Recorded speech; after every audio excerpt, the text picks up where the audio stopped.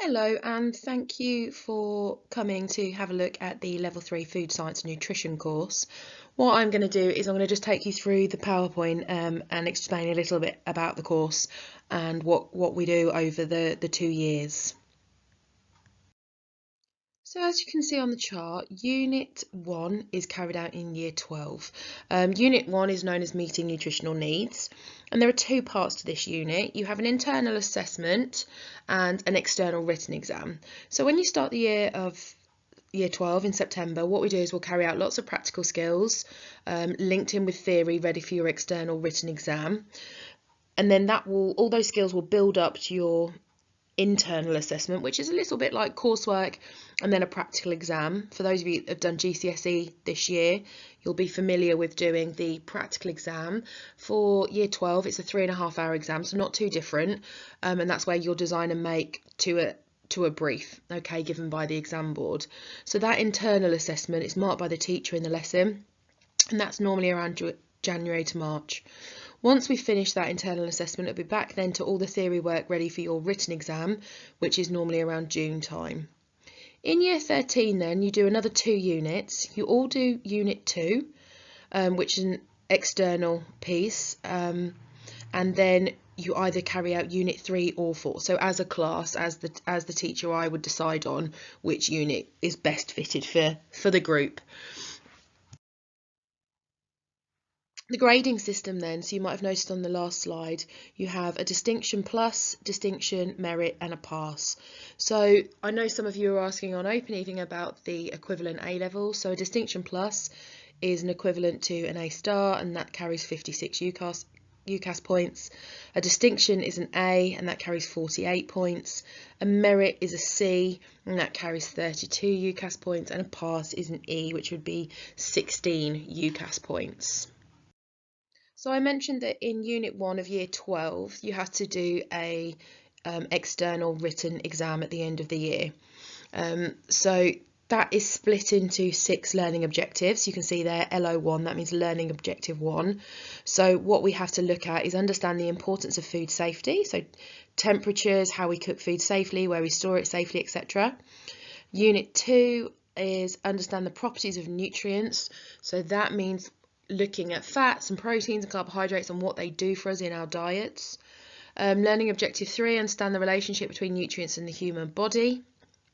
Learning Objective 4, be able to plan nutritional requirements, so looking at specific target groups, teenagers, the elderly, etc., and being able to work out what they need nutritionally and then what meals would be good for that group of people.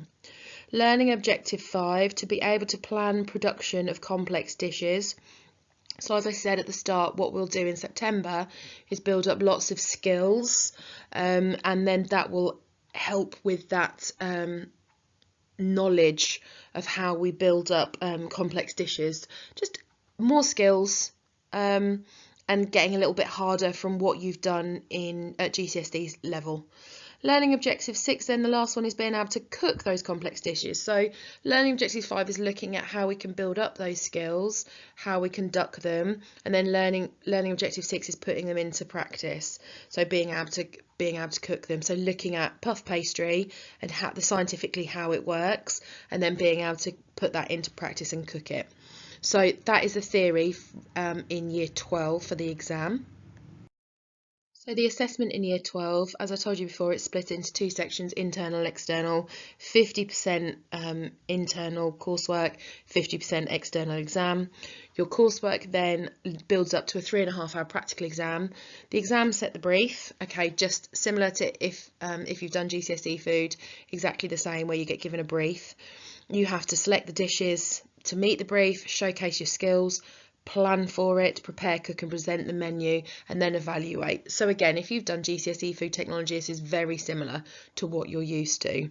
The external exam then, so all that theory that we've just gone through with the different learning objectives, it's a 90-minute written exam, and you get 15-minute reading times. You get 15 minutes to go through and read all the questions, and then you can start. It's split into 3 sections. Section A is your short questions, carry 1 or 2 marks. Section B is your extended answers, which obviously are more, you've got 6, 8, 10 marks. And then section C is looking at a case study. So I talked about we have to look at different groups through life. So then you'll be given a case study and you'll have to analyse their diet and nutritionally what they have and what they could do better. And that exam is in June, and then you can, if needed, do a retake in the year 13. So as I said before, year 13, we'll do another 2 units. Everybody does unit 2. So that's ensuring food is safe to eat. We get given a scenario and we have to complete a risk assessment on that scenario. And that's part of coursework, not a written exam. And then as a class, the teacher will decide which unit we're going to go for, whether it be unit 3 or unit 4. So it could either be experimenting with food and planning experiments, or it could be looking at current issues in food science and nutrition. So that will just be decided on in year 13 to see what best fits the group. So what could you be doing now if you know that level 3 food science and nutrition is something for you? Independent work outside of lessons, just watching TV programs, reading articles in magazines, free magazines that you get in the supermarkets, and just building your knowledge around what's going on and current things in the food industry. If you haven't done GCSE foods, then it's worth just going through things like BBC Bite Size and just picking up and your basic knowledge on nutrition in particular. Hopefully you've got an interest and passion in food. That's why you're looking at this PowerPoint and considering the course. Just practicing skills as much as you can at home, helping out where you can, challenging yourself. Don't just stick to the same things that you always make that you know you're good at. Try new things. Again, use recipes out of magazines that you get from Tesco, the free magazine you get at Sainsbury's, etc. Have a go at challenging yourself to different recipes that you wouldn't normally do. Look at the media. Yeah, so there's so many food shows on at the moment. You know, every day there's different foodie shows on. Look at how they present food. When you go out to eat, if you go to restaurants and things, have a look at how they're presenting the food. You know, have a look at the creativity on the plate. But especially on those cooking shows, have a look at how they present the food, and try and look for new ways and different ways you can present, because styling's a big part of the year 12 practical exam, how you present your dishes.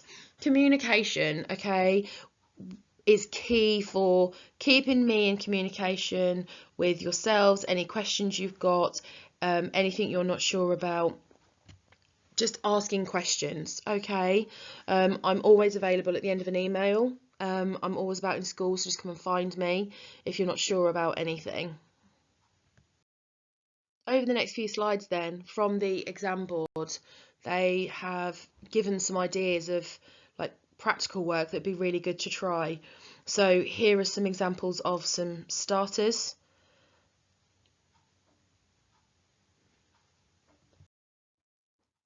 Here are some examples of some main dishes to challenge yourselves, something you wouldn't normally do on there. What they're looking for is everything made from scratch, okay? And rather than buying chicken breast to use, buy a whole chicken and filleting it yourself, okay? Fish, rather than buying a salmon fish fillet, buying a whole salmon and filleting it yourself. So just start to challenge yourself with those skills. And sauces, making your own mayonnaise, making your own tartar sauce, brown sauce, etc., rather than buying them. And there's some dessert ideas. So what it's looking for is homemade, nothing from a packet, nothing pre-made components, all from scratch. So you can use those last 3 slides to have a go at some of the things over the summer and pick up skills. Thank you for watching the PowerPoint. If you've got any questions, please do get in contact with myself through the school. Okay, thank you very much, and I hope to see you in September.